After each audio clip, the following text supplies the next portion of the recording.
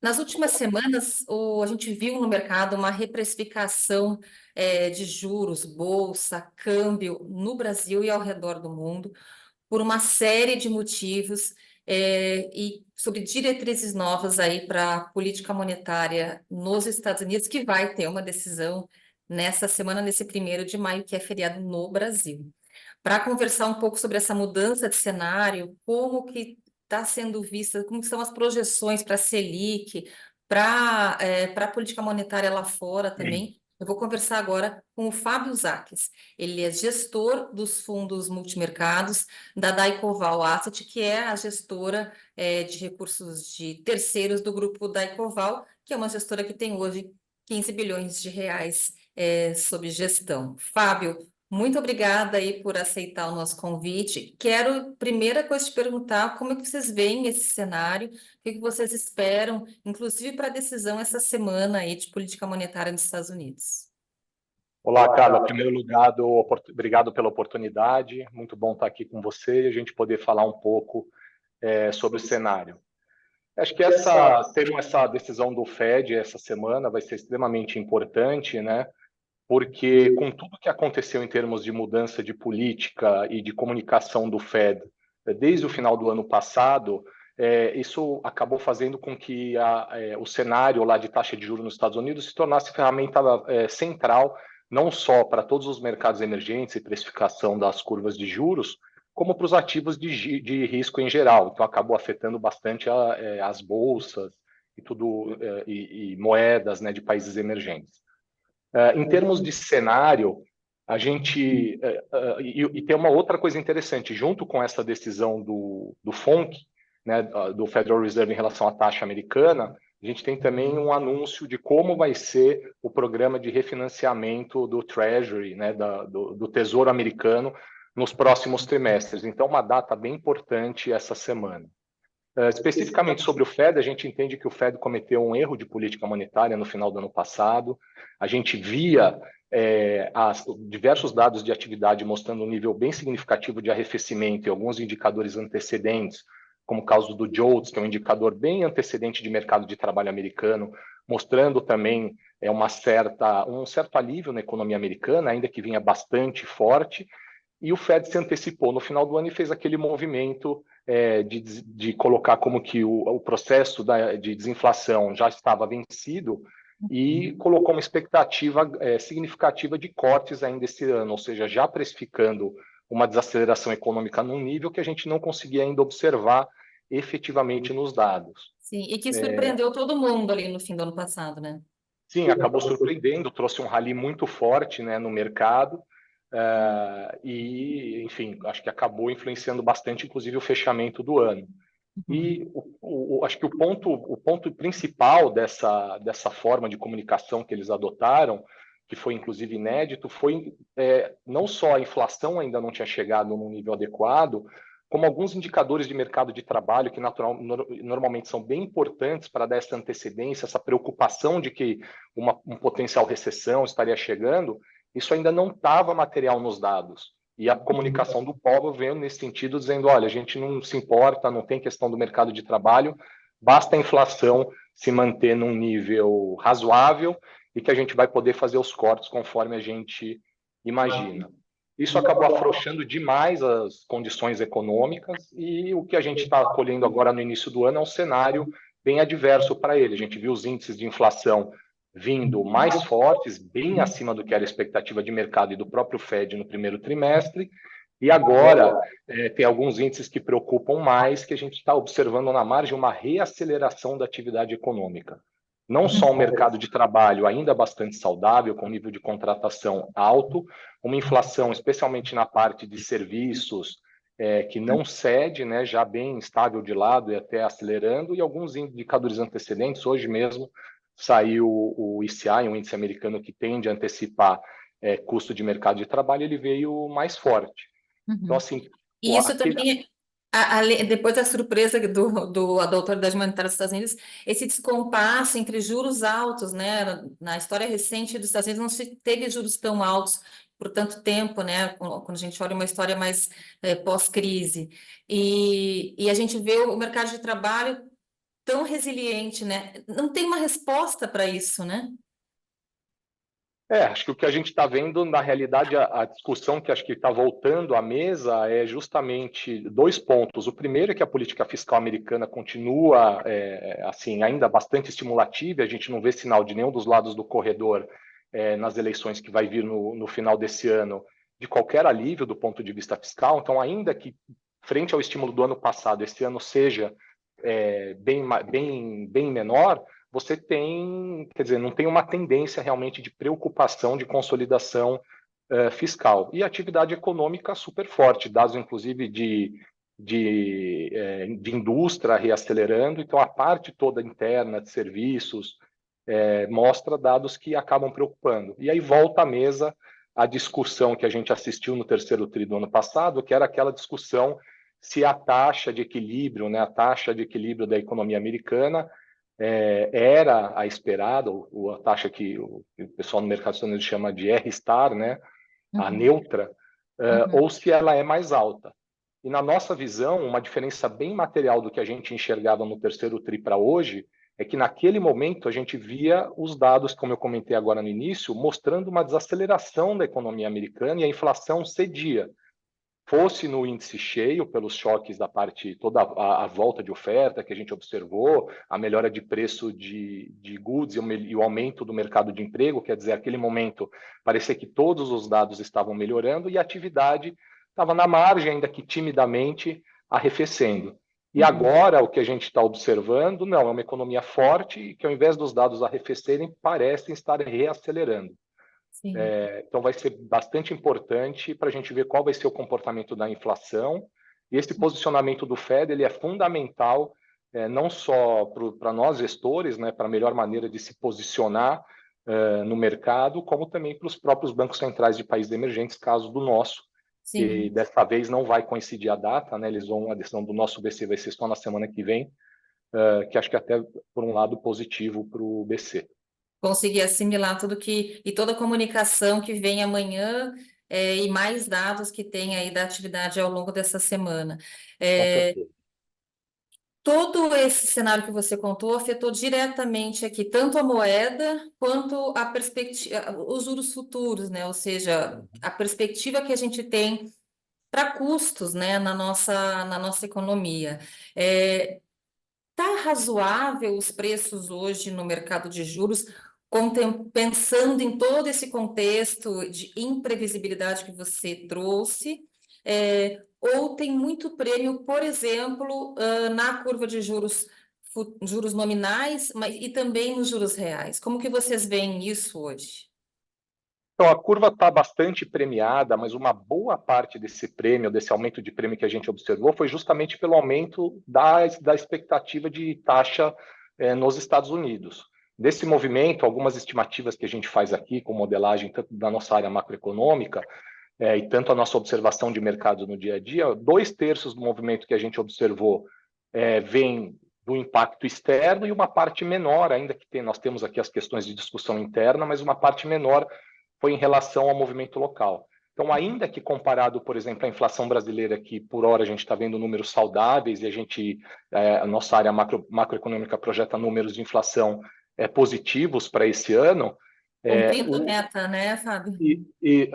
pelo menos isso se aproximando, né, bastante, caminhando para lá, Uhum. essa taxa de juros dos Estados Unidos ela traz a preocupação de realmente um canal de comunicação. É importante a gente lembrar que o Brasil a gente não tem meta de câmbio, né, não tem essa não é o Banco Central inclusive sempre coloca isso de forma repetida, mas é importante, é um canal de transmissão de inflação extremamente significativo em países emergentes. Então, se não tiver um problema de moeda, de desvalorização significativa de moedas emergentes, o nosso plano aqui, a atividade, ainda que acelerando na margem, a inflação estava com uma convergência, está indo num bom caminho, mas a gente não sabe o que pode observar para frente. Então, na realidade, nós estamos mais dependentes da decisão do mercado lá fora, neste momento, do que das decisões de curto prazo, Sim. locais. Eu queria que você contasse um pouquinho, dentro desse contexto, Como que vocês estão posicionados, né, nos fundos, nas estratégias multimercados, quando a gente olha juros aqui e lá fora, que você contasse um pouco das posições da carteira de vocês. Então, a carteira, independente, inclusive por causa dessa mudança de cenário, a gente faz mudanças na carteira. Nosso estilo é de posições que normalmente têm uma vida mais longa dentro do fundo, mas quando muda cenário, a gente muda as alocações. A gente vinha nesse início do ano com posições com posição otimista em bolsa americana, com uma posição bastante otimista com queda de juro no Brasil e com uma posição tomada nos juros curto americano, que a gente entendia que ajudava a proteger um pouco essa carteira. Então, embora, e mais uma posição de a inflação implícita curtinha aqui no Brasil, que chegou a ficar em níveis extremamente baixos e a gente achava que também compunha muito bem na carteira. Hoje a gente está observando um cenário bastante diferente. Existe uma dúvida grande, como eu acabei de falar, que embora tenha prêmios significativos na curva, se essa inflação, a gente está muito dependente do que vai acontecer lá fora e o que pode acontecer com a moeda, então, e a atividade econômica global, tanto lá fora quanto aqui, acelerando. Então, acho que nesse momento faz sentido mais ter na carteira alguns ativos de risco, ativos reais, como o próprio S&P, exposições em bolsa, e também na parte de curva de juros americana, a gente entende que a gente pode ver ainda agora taxas no curto prazo mais altas, o mercado pode vir a precificar uma curva um pouco mais alta, mas a gente acha que não deve ir muito mais longe. Até porque a gente tem observado um ano eleitoral nos Estados Unidos e o Federal Reserve tem feito esse passo de comunicação um pouco mais hesitante em relação a ser rock. Então, a gente acredita que deve ver ativos de risco, especialmente lá fora, ativos reais, performando bem, e a curva de juros americana, nesse primeiro momento, pode subir mais um pouco, a parte mais curta da curva, mas num cenário um pouco mais longo, ao contrário, a gente acredita que o movimento mais à frente vai ser de inclinação na curva. Entendi. Vocês têm posições relativas Brasil, Estados Unidos em juros ou em bolsa? E também queria que você contasse um pouco se vocês têm posição em juros reais, né? Que apesar de esse movimento da implícita você ter, né, já não existe mais, a gente vê ainda muitos gestores vendo prêmio e montando alguma posição em juros reais de de médio e longo prazo, né? A gente tem montado, tá? A gente está montando posição em juros reais brasileiros, nesse ponto aí acima de. A gente está vendo taxas no meio da curva ao redor de 6,20, alguns dias chegaram entre 6,15 e 6,30.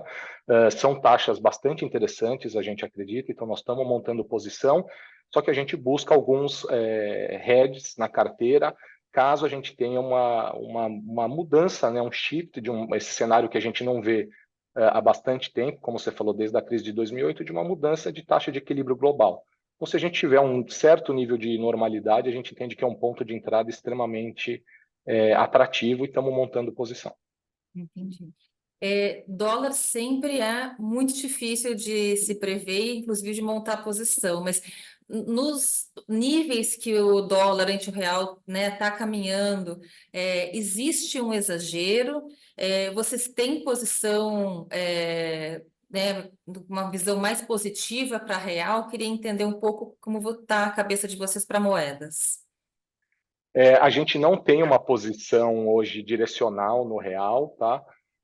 O real, acho que a grande questão do Brasil, né, e do real hoje é justamente que, como é um país que, do ponto de vista fiscal, está entre os emergentes, um país que tem um nível importante de alavancagem e de uma certa vulnerabilidade fiscal, especialmente quando a gente olha alguns peers, como o México, por exemplo, que, vamos dizer, está numa posição bem mais confortável que o Brasil, quando a taxa o custo de endividamento sobe, né, a gente acaba tendo uma dificuldade maior em quem está mais endividado de acessar essa liquidez. Então, o real diria que por esse fator externo é mais vulnerável, mesmo a gente observando uma balança comercial extremamente positiva e uma diversificação da balança brasileira, né, que foi muito bem-vinda, que aumentou muito o peso de petróleo nesse período mais recente. O Brasil era historicamente muito mais dependente da parte de soft commodities, da parte agrícola e da parte de minério de ferro. O petróleo ganhou uma importância bastante grande, mas dependendo do cenário externo, isso não é suficiente para tornar atrativo. Sim. Então, E ainda bem que você citou só como pares emergentes, só o México, né? Porque quando a gente olha outros pares emergentes, pelo menos, né, a foto do Brasil ela ainda é mais bonita, né? Mas enfim, ainda não suficiente para o real se recuperar rapidamente aí, né?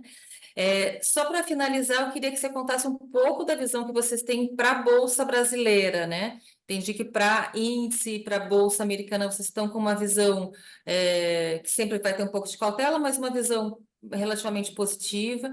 Queria olhar um pouquinho aqui para a Bolsa brasileira, como que vocês estão posicionados.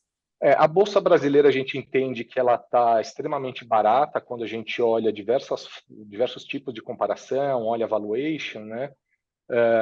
E uma situação curiosa é que a gente observa que toda a parte doméstica, especialmente, sofreu bastante nesse ano. Então, com esse movimento de alta de juros, toda aquela alta que a gente observou no final do ano passado foi devolvida, e mesmo com uma atividade econômica local forte, esses segmentos sofrem. A gente, em termos de posicionamento aqui relativo de bolsa, a gente tem uma preferência por setores que têm uma previsibilidade maior de demanda, que tem um nível de endividamento, com empresas que têm um nível de endividamento bastante controlado, porque nesse ambiente de taxa de juro mais alto, mesmo com os spreads de crédito bem apertados, que é o que a gente tem observado no mercado, bastante liquidez, as companhias podem emitir dívida à vontade, tem uma demanda grande no mercado, mas a gente prefere as empresas que não estão muito alavancadas, e um pouco de commodities. Então, a gente tem aqui setores internos, mais essas, vamos dizer assim, as empresas defensivas, setores de utilities, a gente vê muita oportunidade, empresas aí que a gente vê, por exemplo, na NTNB, nessa casa acima de 6, e algumas empresas no setor de utilities que são, assim, que conseguem entregar retornos de forma recorrente, precificando taxas de retorno acima de IPCA mais 10, de IPCA mais 11, que é um prêmio bastante interessante. Sim, mas fugindo de varejo, então, só para tomar um setor como exemplo. A gente tem empresa de varejo no portfólio, não é que a gente não tem nenhuma empresa que faz parte do portfólio, mas são casos, vamos dizer assim, são casos que têm questões específicas da companhia que a gente entende que vão ser positivas e que podem performar mesmo nesse ambiente de juros altos. São companhias que têm uma posição bastante forte no mercado que atuam e num segmento que não é tão dependente da renda mais espremida e mais dependente até de eventos corporativos, Sim. reestruturação, fusão, que a gente acha que tem oportunidade nesse momento. Sim, e que no setor de varejo, felizmente ou infelizmente, a cada dia a gente tem uma notícia nova. Ontem a gente viu que foi deferida, né, a recuperação extrajudicial da Casas Bahia. Então, é aí uma nova página que vira para essa varejista tão grande, né, e importante, inclusive, no mercado de capitais. Fábio, quero te agradecer muito pela entrevista, viu? Muito obrigada. Carla, eu que agradeço, obrigado a vocês. A gente encerra aqui, então, o programa Cabeça de Gestor desse 30 de abril de 2024. O apoio técnico foi do Cláudio da Luz, que é da TV Estadão. A gente se vê no próximo programa. Até lá!